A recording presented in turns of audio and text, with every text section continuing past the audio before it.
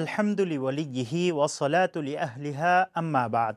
সুপ্রিয় দর্শক শ্রোতা, চলছে মহিমান্বিত মাস রমজান, আল্লাহর নৈকট্য অর্জনের সেরা মাস। রহমত, মাগফিরাত ও নাজাতের মাসে সময়ের বিশেষ আয়োজন হৃদয়ে রমজানে আপনাদেরকে স্বাগত জানাচ্ছি। আমি মুফতি আবদুল্লাহ তামিম। রমজান মাস জুড়ে প্রতিদিন ক্ষমা প্রার্থনার গুরুত্বপূর্ণ সময় ভোর রাতে আপনাদের সামনে হাজির হব। রহমতের দুয়ার খোলা মহিমান্বিত মাস রমজানে সময়ের মাসব্যাপী এই আয়োজনে সময়ের সঙ্গেই থাকবেন ইনশা আল্লাহ। সুপ্রিয় দর্শক শ্রোতা, ইসলাম একটি পূর্ণাঙ্গ জীবন ব্যবস্থা, যেখানে প্রতিটি বিষয়ে স্পষ্ট দিক নির্দেশনা রয়েছে। জীবিকার ক্ষেত্রেও ইসলাম হালাল ও হারামের পার্থক্য সুস্পষ্টভাবে নির্ধারণ করেছে। একজন মুসলমানের জন্য হালাল রুজি অর্জন করা শুধু কর্তব্যই নয়, বরং এটি ইবাদতের অংশ। বিশেষ করে পবিত্র রমজান মাসে আমাদের আরও বেশি সংযমী হয়ে হালাল উপার্জনের প্রতি মনোযোগী হওয়া উচিত, কেননা হালাল রুজি দোয়া কবুলের অন্যতম শর্ত। আজ আমরা কোরআন ও হাদিসের আলোকে হালাল রুজির গুরুত্ব সম্পর্কে জানব ইনশা আল্লাহ। আল্লাহ রাব্বুল আলামিন মহাগ্রন্থ আল কোরআনে ইরশাদ করেন, ইয়া আইয়ুহার রুসুলু কুলু মিনাত তাইয়্যিবাতি ওয়া আমালু সলিহা ইন্নী বিমা তা'মালুনা আলিম। হে রাসূলগণ, তোমরা পবিত্র ও ভালো বস্তু থেকে খাও এবং সৎকর্ম করো, নিশ্চয়ই তোমরা যা করো সেই সম্পর্কে আমি অবগত। রাসূলুল্লাহ সাল্লাল্লাহু আলাইহি ওয়াসাল্লাম বলেছেন, ইন্নাল্লাহা তাইয়্যিবুন লা ইউকবালু ইল্লা তাইয়্যিবান। নিশ্চয় আল্লাহ তাআলা পবিত্র এবং তিনি পবিত্র ব্যতীত কোনো কিছু গ্রহণ করেন না। অন্য এক হাদিসে এসেছে, এক ব্যক্তি দীর্ঘ সফরে ধূলিময় অবস্থায় হাত তুলে দোয়া করল, কিন্তু তার খাদ্য, পানীয়, পোশাক সবই হারাম ছিল। তাই রাসূলুল্লাহ সাল্লাল্লাহু আলাইহি ওয়াসাল্লাম বললেন, এমন ব্যক্তির দোয়া কিভাবে কবুল হবে? এ থেকে বোঝা যায় হালাল উপার্জন দোয়া কবুলের অন্যতম শর্ত। নবীজির জীবন থেকে হালাল উপার্জনের উদাহরণ পাওয়া যায়। রাসূলুল্লাহ সাল্লাল্লাহু আলাইহি ওয়াসাল্লাম নিজে হালাল উপার্জনে অত্যন্ত যত্নবান ছিলেন।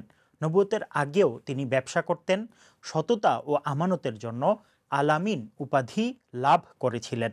তিনি কখনো সুদ বা প্রতারণার আশ্রয় নেননি। হিজরতের পর মদিনায় তিনি সাহাবীদের কৃষি ও ব্যবসায় উৎসাহিত করেন। তিনি নিজে শ্রমের মূল্যায়ন করে বলেন, কোনো ব্যক্তি নিজের হাতে উপার্জিত খাদ্যের চেয়ে উত্তম খাদ্য কখনো খায়নি। সাহাবাই কেরামও ছিলেন হালাল উপার্জনের আদর্শ। হালাল রুজি অর্জনের ব্যাপারে খুবই সতর্ক ছিলেন তারা। হজরত আব্দুর রহমান ইবনে আউফ রাদিয়াল্লাহু তাআলা আনহু যখন মদিনায় হিজরত করেন, তখন তিনি সম্পূর্ণ নিঃস্ব ছিলেন, কিন্তু তিনি ব্যবসায় মনোযোগী হন। হালাল পথে উপার্জন করে অল্প সময়ই ধনী হয়ে ওঠেন। হজরত ওমর রাদিয়াল্লাহু তাআলা আনহু বলতেন, তোমাদের কেউ যেন হালাল উপার্জন ছেড়ে অলস বসে না থাকে, আল্লাহর উপর ভরসা করার অজুহাতে জীবিকা অন্বেষণ না করে বসে না থাকে। সুপ্রিয় দর্শক শ্রোতা, আজ আমরা এমন এক পরিস্থিতিতে আছি যখন আমাদের অজান্তেই হারাম আমার ঘরে চলে আসছে। সর্বপ্রথম হারাম থেকে বাঁচতে আমাদের সচেতন হতে হবে। এজন্য কিছু করণীয় আমাদের খেয়াল রাখা উচিত। সুদ, ঘুষ পরিহার করতে হবে। রাসূলুল্লাহ সাল্লাল্লাহু আলাইহি ওয়াসাল্লাম সুদকে কঠোরভাবে নিষেধ করেছেন। তিনি বলেন, সুদ গ্রহণকারী, প্রদানকারী, লেখক, সাক্ষী সবাই অভিশপ্ত। পৃথিবীতে সব ধরনের প্রতারণা ও মিথ্যা পরিহার করতে হবে। ব্যবসা বা চাকরির ক্ষেত্রে প্রতারণা করা হারাম। অন্যের হক নষ্ট না করা, কাজের বেতন বা পাওনা যথাযথভাবে প্রদান করা জরুরি। হালাল হারাম যাচাই করা, প্রতিটি আয়ের উৎস ও খাদ্য পানীয় সম্পর্কে নিশ্চিত হওয়া উচিত। তওবা ও দোয়া করা, যদি কখনো ভুলক্রমে হারাম প্রবেশ করে তবে সঙ্গে সঙ্গে তওবা করা উচিত। আমরা সবাই জানি হালাল উপার্জন দোয়া ও ইবাদত কবুল হওয়ার শর্ত। রমজান দোয়ার মাস, আমরা সবাই এ মাসে আল্লাহর কাছে দোয়া করি, ক্ষমা চাই, কিন্তু যদি আমাদের উপার্জন হারাম হয় তাহলে দোয়া কবুল হবে না। রাসূলুল্লাহ সাল্লাল্লাহু আলাইহি ওয়াসাল্লাম বলেছেন, হারাম খাদ্যে লালিত দেহ জান্নাতে প্রবেশ করবে না। রমজান সংযমের মাস। শুধু খাবার পানীয় থেকে বিরত থাকাই সংযম নয়, বরং হারাম আয় থেকে বেঁচে থাকাও সংযমের অংশ। যারা সুদ, ঘুষ, প্রতারণার মাধ্যমে উপার্জন করে তারা প্রকৃত সংযমের শিক্ষা থেকে বঞ্চিত হয়। রমজান আমাদের জন্য রহমত, মাগফিরাত ও নাজাতের মাস। কিন্তু যদি আমাদের জীবিকা হারামের উপর ভিত্তি করে হয়, তাহলে রোজার বরকতও কমে যাবে। রমজান মাসে সাহাবাই কেরাম দান সৎকার পরিমাণ বাড়িয়ে দিতেন, কিন্তু তাদের দান সবসময় হালাল উপার্জন থেকেই হতো। রসুল্লাহ সাল্লাল্লাহু আলাইহি ওয়াসাল্লাম বলেছেন, আল্লাহ পাক শুধু পবিত্র বস্তু গ্রহণ করেন। অতএব যদি আমাদের আয় হারাম হয়, তাহলে দান সৎকা, ইফতার করানো, জাকাত প্রদান এসবও আল্লাহর দরবারে গ্রহণযোগ্য হবে না। যারা সুদ ও ঘুষের সঙ্গে জড়িত, তাদের জন্য রমজান হলো আত্মশুদ্ধির উপযুক্ত সময়। কারণ এই মাসে শয়তান বন্দী থাকে, মানুষের অন্তর নরম থাকে।